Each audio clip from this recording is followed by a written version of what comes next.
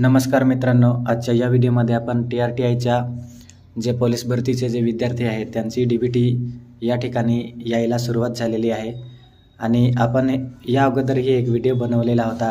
आपली जी DBT होती ती आपल्या एका विद्यार्थ्याला रिसीव्ह झालेली होती। तर त्यात काही विद्यार्थ्यांनी इंडिया पोस्ट पेमेंट बँकची जी मला विद्यार्थ्याने स्क्रीनशॉट होती पैसे रिसीव्ह झालेली DBT, तर ते काही विद्यार्थ्यांच्या मनात शंका होती की पोस्ट बँकेत जी DBT आहे ती येत नाही म्हणून।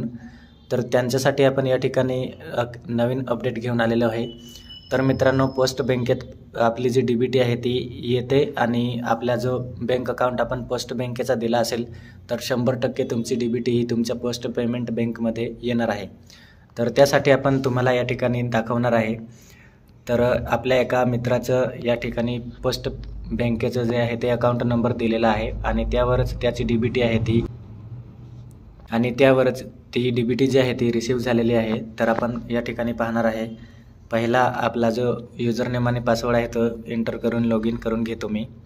त्यानंतर आपण या ठिकाणी बघू शकतो अपडेट बँक डिटेल।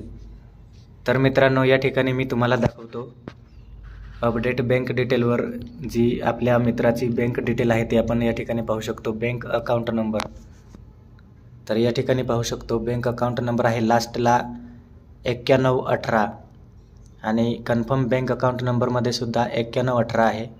हे तुम्हाला मी स्क्रीनशॉट लास्टला दाखवणार आहे तेव्हा तुम्ही बघायचं आहे।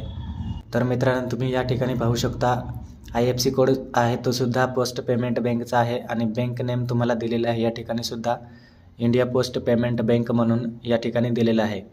तर काही विद्यार्थी आपल्याला सांगत होते की पोस्ट बँक आहे ते TRTIने त्या ठिकाणी पोस्ट पेमेंट बँकचं हे व्हॅलिड नसणार आहे। तर मित्रांनो, आम्ही पण पहिल्यांदा स्टेट बँकेचं जे पासबुक असते त्या आम्ही सबमिट केलेलं, परंतु आमचा जो बँक DBT होता म्हणजे DBT अकाउंट जे आहे आधारच्या वेबसाईटवरती जे DBT अकाउंट लिंक आहे ते इंडिया पोस्ट पेमेंट बँक असल्यामुळे आम्ही परत आमचं जे डिटेल आहे ती बँक डिटेल आम्ही चेंज केली आणि त्यानंतर जी DBT आहे ती या अकाउंटला आमची रिसीव्ह झालेली आहे। तर याची स्क्रीनशॉट तुम्हाला मी या ठिकाणी दाखवण्याचा प्रयत्न करतो।